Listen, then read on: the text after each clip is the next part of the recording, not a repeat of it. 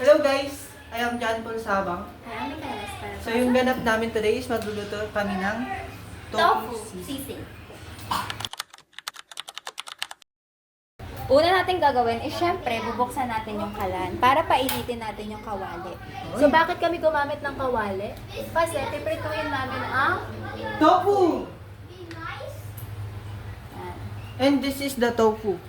Of course, hindi pa ito muna. Kasi yung mauna is... Oh, you cheater! Antika!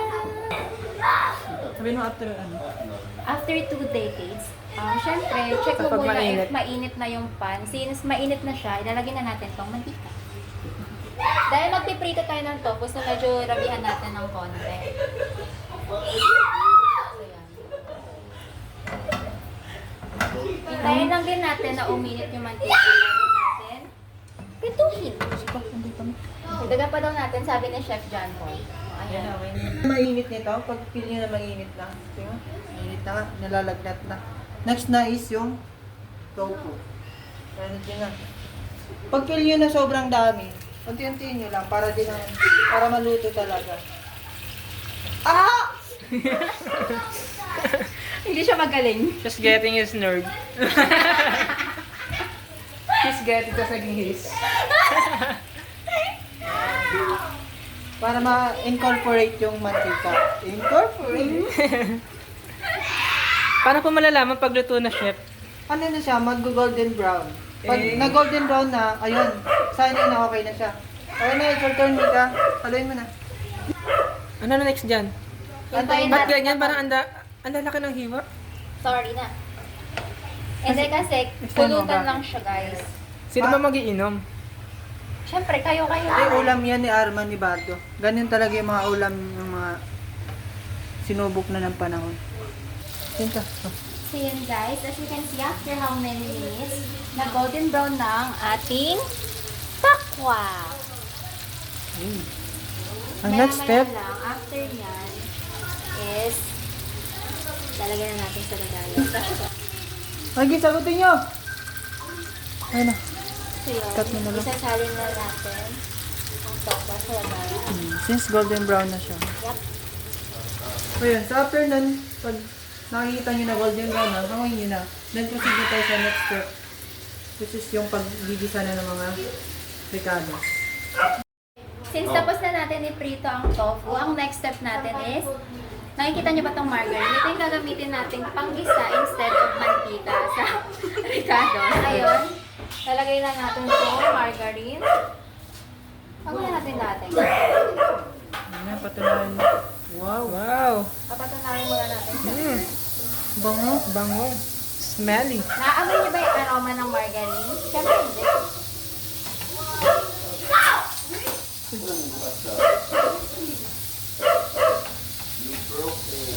Ayun, yung next naman is yung sibuyas.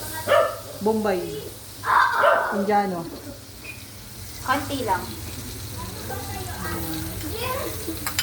Palabasin yung aroma. Ay. Siyempre, kapag maghahalo ka ng sibuyas, kailangan, wag mo lang siya stay put kasi baka may chances na masunog. Dapat halo-haloin natin.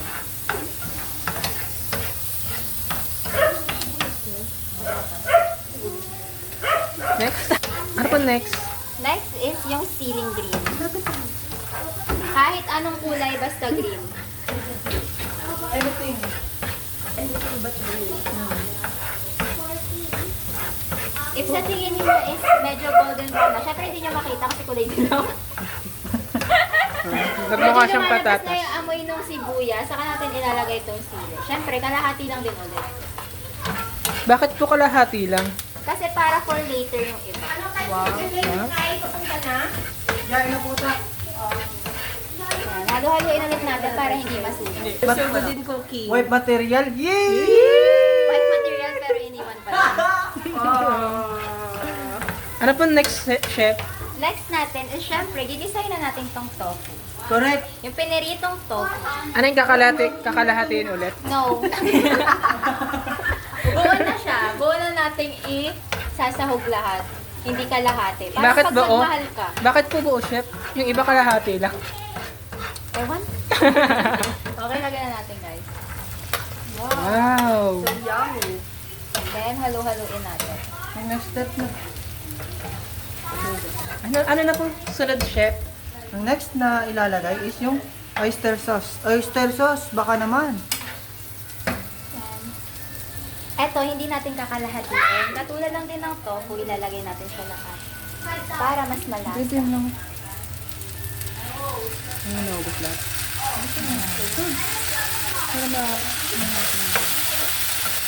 Naririnig niyo ba ang tunog? Sizzling! That's what we call sizzling.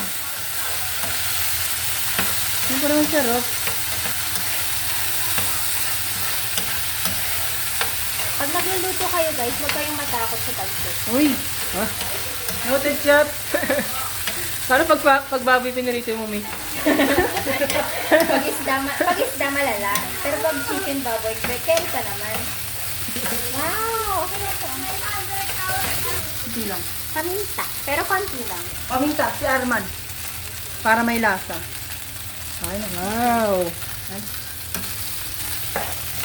Nandaan natin yung pagpunta na dito. Kasi Arman din siya mag-edit. Next. Next is mayonnaise. Uy, ladies choice, baka naman. Hindi lang isa, kundi dalawa. Wow! Dapat real mayonnaise guys ha, wag yung may lasa. Huwag yung peke. Dapat real. Wag yung may ibang flavor. Dapat yung totoo. Dapat yung totoo. Real o fake? Dapat real. Real Mamaya dapat, na yan ah. sa ano, sa Hindi dress. masarap pag dressing. fake. Wait, magtira ka para sa ano? Hindi, meron pa isa doon. Meron ka. Wow. Oh, mga pinagandaan ni chef. Siyempre. At pag magluluto tayo, lagi tayong prepared. Parang wag yung 50-50 lang. Magkano po gastos na dyan, chef? Magkano po ang bagan, chef? Hindi ako nagambag eh. Pero mura lang to. Worth of 150. Chef, magkano ang bagan? 50 lang kada tao. Eh, hindi na binalik sa akin yung isa kong 50. Ay, kaya, Ay, nilo. yung 50 ko din binalik. Sino ba may birthday? Alam mo, Scammers. ikwento ulit natin. Nung birthday ni Charlie, wala kaming nilabas. Unti lang kami, unti lang. Yung birthday ni Mika, wala Wala rin rin. kaming nilabas. Yung birthday ni Arman, ito, aligaga kami. Tapos Dami yung pa may rin birthday, nag-ML lang. May birthday, pamasahe lang dala. Punta Cavite. Eh, nag-aya lang 10, 500 ang budget.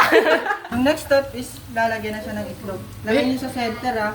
Wait lang, baka ano yan, bulok. Ayun, para safe tayo guys. Dapat basagin niyo muna kasi mahirap na Wag tayo. na, isama mo na sila. Baka kasi bulok eh. Kung matulog ka sa Facebook. Oo. Away ba? Ay, hindi naman siya guys. So, makikita niyo naman kung bulok ka. Wow. Isa pa ba?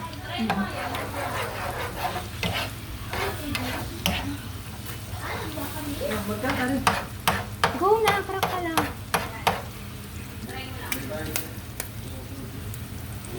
Wow.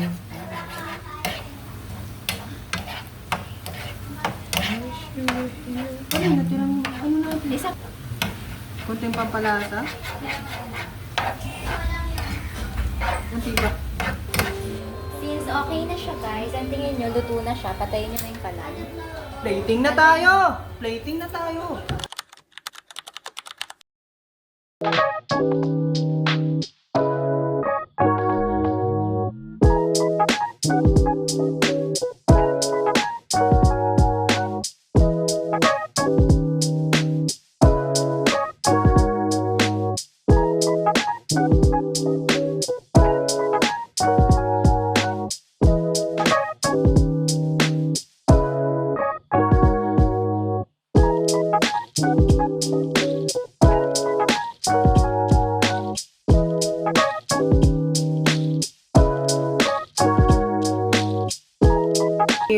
This is the final product.